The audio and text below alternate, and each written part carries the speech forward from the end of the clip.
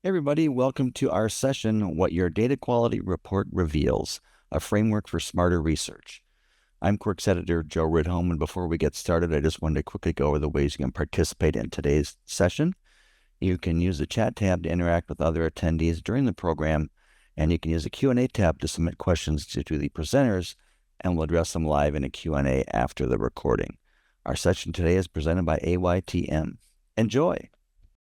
Hi, thank you for joining today for What Your Data Quality Report Reveals, a framework for smarter survey research. My name is Jonathan Goodbread. I am the head of data quality strategy at aytm.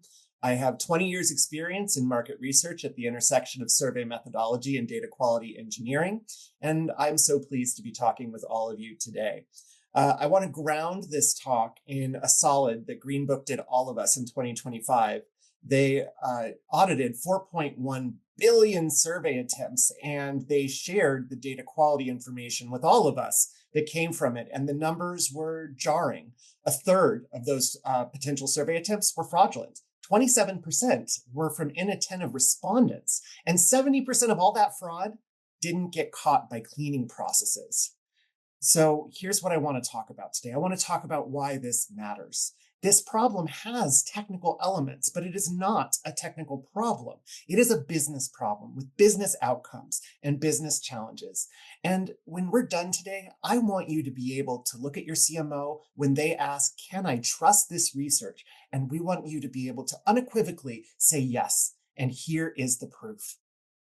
And here's the data I was just talking about. 4.1 billion survey attempts, 33 fraudulent, 27 inattentive. When you take those two groups and combine them, accounting for overlap, that is half of all B2C traffic that is contaminated. And that is a problem. 70% of that 50% contaminated overlap slips through standard data cleaning. So when you see your clean data set, it may not be what you think you're looking at. Most of the fraud may still be in it.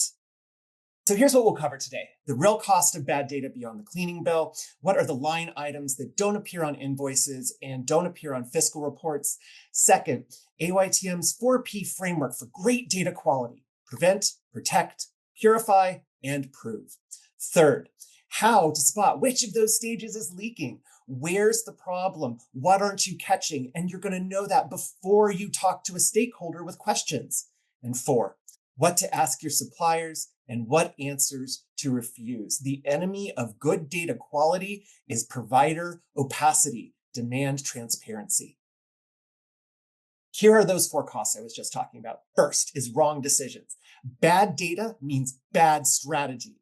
Contaminated data executed at scale means that you have misread the market and you have made a business decision that has impacts on revenue, has impacts on reputation, has impacts on trust. Those wrong decisions, powered by wrong data, are hugely problematic and have real consequences for business. Second, reruns and rework. Have you run a study with poor data quality? Well, you got to rerun it so that you have the answers you actually need. All of that work, all of that additional sample, you pay for that twice in money and 3 times in expert time. That is a massive problem for your business. Third is stakeholder trust. If you quote bad data to a stakeholder and that stakeholder makes a decision based on that poor quality data, you have just lost trust with that stakeholder. And it takes a lot more time to gain trust than it does to lose it. So you need great data quality. Otherwise, your relationships with your stakeholders could be at risk. And fourth is decision velocity. Markets demand quick action and they demand wise action. They demand both at the same time to keep your position on top of that market. And when teams don't trust the data you've given them, they don't make decisions. They ask for more. They ask for more studies. They ask for more justifications. They ask for more insight. And all of those are actually fine things to ask for. But when they impact your decision velocity, your ability to react to markets, it's a problem. And remember, all of these costs are a function of the fact that 70% of our fraud slips through cleanup. So clean end just isn't what you think it is. So let's talk about how we solve this, how we approach it, how we change our outlook. And the change is simple. Data quality is not a filter. It is a discipline. If you are filtering first, if you are letting the potential wave of respondents wash over your survey link, and then you're removing and cleaning, well, you're accepting contamination from the get-go. And you're optimizing for removal, but removal isn't catching all of the problems. 70% makes it through. So we have to move to a discipline-first framework. We build the conditions where great data comes from our survey instrument, from engaged respondents who want to give us their insights. You got to act discipline first. And these two approaches, they don't cost any different to run. They have the exact same costs, but there are wildly different business outcomes. Data quality has been a claim, and at AYTM, we're making it a measurement. So we have a 4-stage framework, the 4P data quality framework, for really ensuring that you get great data quality out of your survey. First is prevent. Asking yourself the question, is the survey itself working with you or against you? Great design rooted in method leads to surveys that people pay attention to and engage with. Make sure your survey design is fantastic. Second is protect. Is your sample actually who you think it is? Have you done all the work on the front end before people even touch your survey to ensure that you are talking to the people you think you are talking to, the people who have the answers that you need, and not a great big bot farm or an AI agent? Third is purify. Are the responses you're collecting authentic and engaged? Are these actual people who want to jump into your survey and give great insights? Or are we detecting the remnants? Room 2, protect. And are we actually getting AI agents? Are we getting farms? Are we getting inattentive respondents? Everyone who makes it through the first 2 stages, who isn't an actor that we want in our surveys, they're caught and purified. So that when you're done with these first 3 phases, the data quality that you receive is excellent. And 4 is prove. Can you defend your results? The first 3 stages are super important, but this 4th stage prove is what we do the worst as an industry. And we've got to start doing better. So first off, prevent. And remember, 27% of survey attempts come from inattentive respondents. And that is manufactured by survey design. If you write a 20-minute survey for a mobile phone and you are giving just pages and pages and pages of grids that they can just straight line through, it's a fatigue factory and it's a temptation for satisficing behaviors. And you need to ground your survey in methods and in peer-reviewed processes that allow you to guarantee that your respondents will come in, have an appropriate amount of cognitive load, want to engage with your survey, want to give you great answers and great insights. And the way AYTM does this shortly is a survey design score. Releasing soon, we grade your survey before you launch. We flag fatigue risks. We flag structural noise. We flag long LOIs. We flag chunky max diff exercises. And we turn that all into a score for you so you know how your survey is going to land with your respondents. And what do you get? You put all this effort into survey design. What does it mean for your business? Well, first, cleaner data from day one. There's less to remove later because your respondents want to take your survey. They're not practicing as many satisfying behaviors. Their attention is firmly on what you are asking. And the data that results from that is cleaner and requires less cleaning in future steps. Second is stronger insights. Engaged respondents give better insights. Engaged respondents choose to answer your questions in the fullness of thought. Tired clickers don't. Tired clickers straight line. Tired clickers speed. So this prevent step gives you stronger insights because you are engaging your respondents and meeting them where they are. And third is faster timelines. If you have a great survey instrument, it's the first step in not having to refield the entire study when your data quality is poor.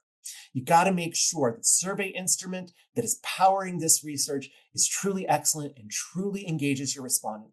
And in the future, for every single survey you do, you should be asking, is this survey working for me or against me? And if the answer is against me, if the answer is there's too much cognitive load, if the answer is that the survey is not engaging, rework it. Take the time now because you will not pay triple the time later to fix the problems. Next is protect. Make sure your sample is real. Remember, 33% of survey attempts are fraudulent. 20 to 40% of traffic, 50 to 60% on high incidence work is blocked by people with a professional protect step.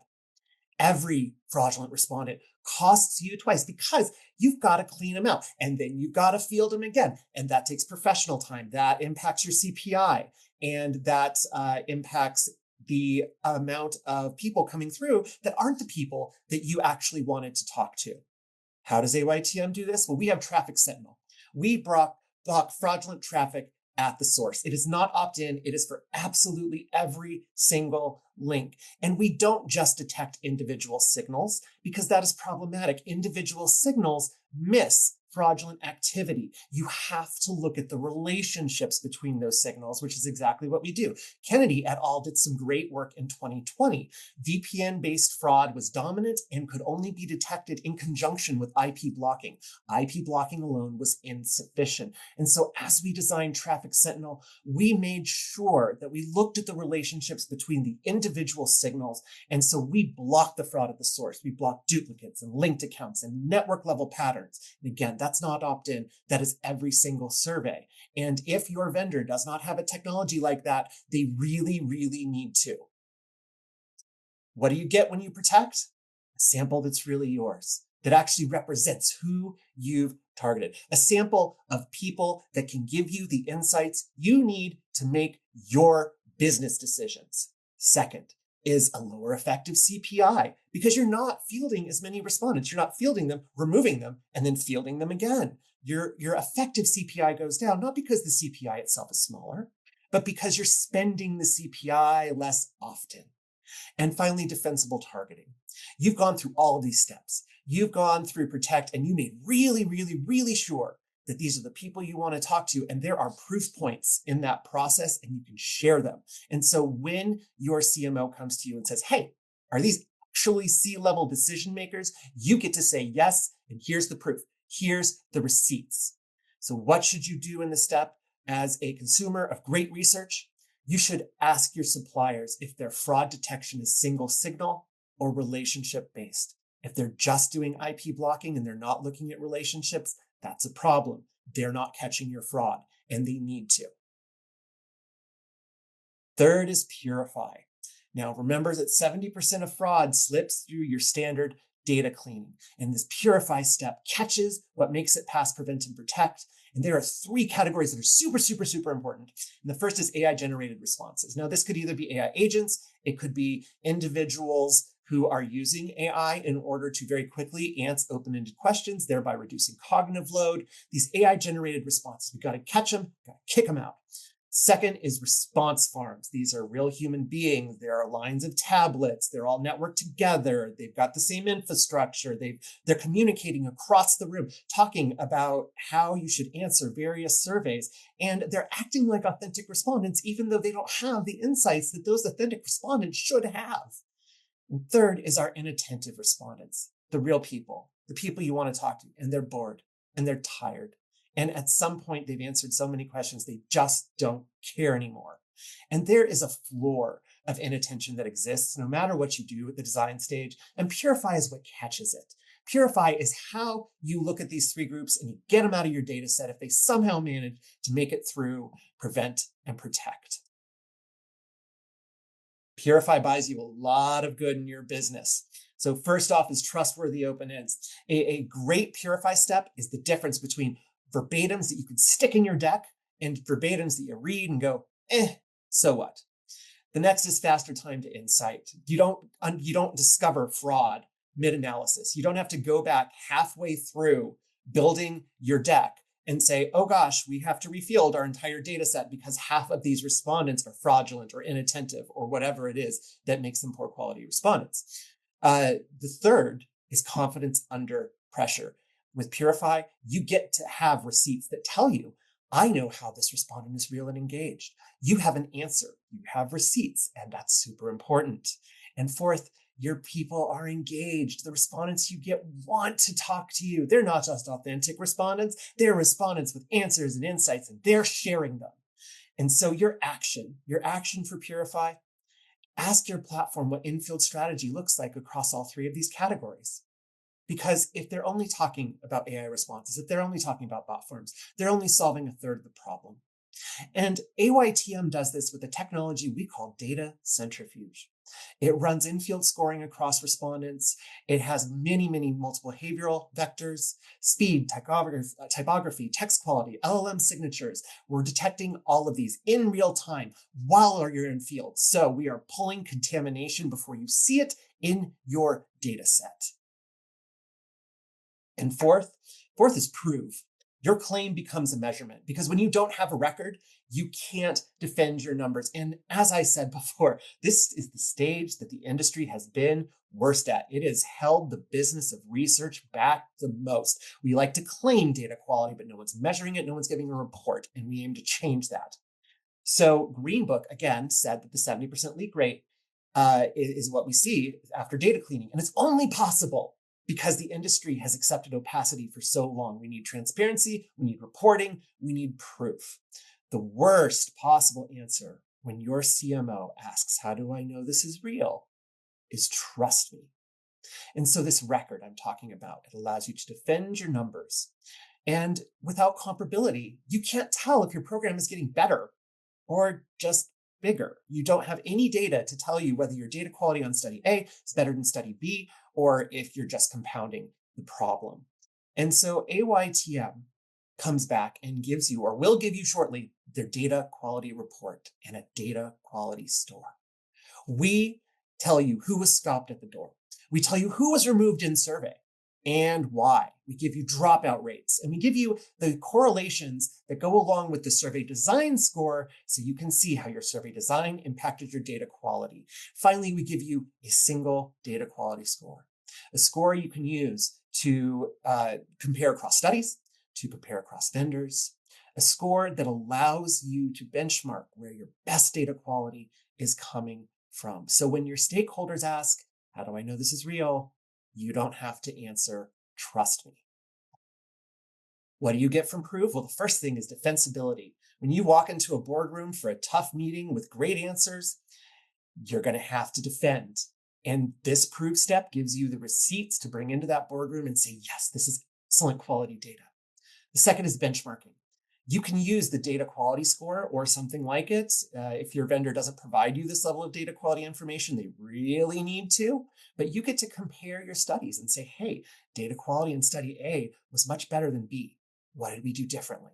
How can we improve our process? And you can do this across vendors on a real basis too. Figure out which vendors are giving you the best data quality. Third, continuous improvement. See which stage is doing the work and know where to invest next. Because we have this proof step, we have data about all the stages, and we can compare all the stages and figure out, did something get through? Oh, did it? Well, maybe that's because our protect step wasn't quite as robust as we thought it was. Maybe our survey design could have been a little better. But this proof step gives you the ability to look at those 4 Ps and say, gosh, where could I have done better? What can I do even more right the next time? And fourth is credibility. Your team becomes the team that has proof and not promises. And I've got to tell you, as I hear conversations about marketing, as I hear conversations across the industry, the people that aren't getting cut are the people that can prove that they're doing excellent work, that their insights are excellent. And the people that are just promising, well, they're first on the chopping block. And you want to be the people that can be grounded in proof. You want to be the people that can walk into a boardroom and say, this is how I know you're making great decisions on great data. So what action should you take? Every single data quality report you get, you should be reading it before the results. If your data quality report does not say your data quality is excellent, don't move on to reporting. Don't go build a deck. Go back, look, examine, really try to make sure that you understand the data quality story. And when you finally got the great data quality you need, go ahead, build your report then, but not before. So what does all of this mean? Why do we care? Well, there are 3 shifts that are about to matter for the business of research. First, AI is about to raise the stakes on both sides because AI agents can take our surveys. People can use LLMs or LMMs to generate answers that aren't their own. And we know this is happening because the percentage of hyperactive respondents the Green Book saw climbed from 5% to 17% in a single summer. Second, transparency becomes the buying criterion. Any vendor who can show you their work will win the game. Vendors who are opaque, vendors who aren't transparent about their data quality, about challenges, about victories, they're not going to win in the market because people are going to start demanding transparency into data quality. So find vendors that are already doing that. They are going to become the winners in the market. And third, the credibility gap is about to widen. Insights teams that defend their numbers become indispensable. Insights teams that can't, they don't get listened to. They get routed around. Suddenly decisions are made without them. Become indispensable. Do great quality work.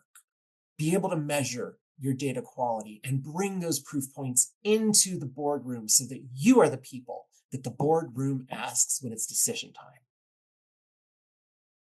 So take this back to your team. What do you do next week?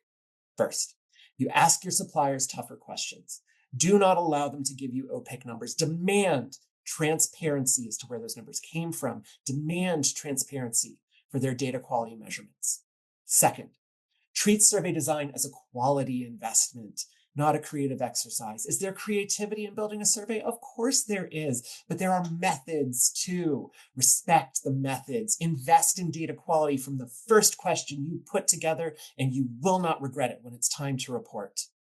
Third, read your data quality report before the results. And if you're not getting a data quality report, either get one or switch vendors, because this is going to be one of the most important reports in the future across market research and across insights. That data quality report is going to tell you you have excellent data before you start reporting on it, meaning when you get halfway through that report, you don't have to double back because you found some data that wasn't great quality.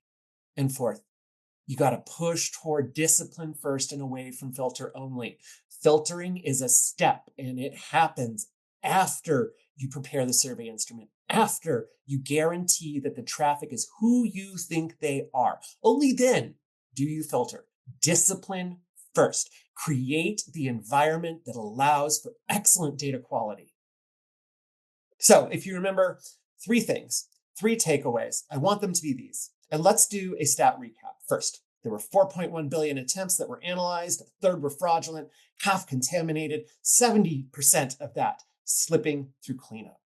And these takeaways help you address that. First, data quality is a business issue. It shapes decisions. Your boardroom, your stakeholders are making business decisions based on the data that you bring to them, and that impacts revenue, that impacts budgets, that impacts hiring and firing and layoffs. Make sure you are treating data quality as a business issue. Second, use the 4P framework because it's going to tell you which of these stages is leaking and where to invest next. The 4P framework allows you to build the survey environment that generates great data instead of just actually relying on filtering. Filtering is a step, not the entire framework. So you use the 4P framework to make sure you're building that great environment for data quality. Third, data quality has been a claim, and it's time to make it a measurement. If you are not getting a data quality report from your vendor, that vendor is not telling you the whole truth about your study. You must get data quality reports for each and every survey. You must be able to take those reports into boardrooms, into stakeholder meetings, and say, this is how I know that my data quality is absolutely fantastic. Thank you for your time today. I really appreciate you spending time with me discussing the 4Ps and what they mean in our broader industry. I've been Jonathan Goodbread. You can reach me at jonathan@aytm. You can reach us at aytm.com. Reach out to me, reach out to any of our wonderful employees here. Talk to us about data quality. We want to hear from you. Thank you again for your time.